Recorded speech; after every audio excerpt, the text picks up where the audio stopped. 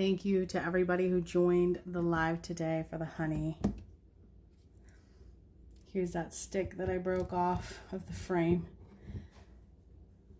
It's so neat. So neat. I'm going to switch this around. Hold on.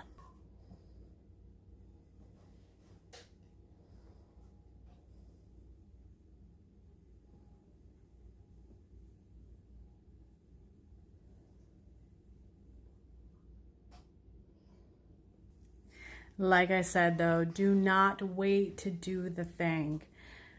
Don't wait 2 years. Don't wait 5 years. Just do it now. It'll be easier if you start now.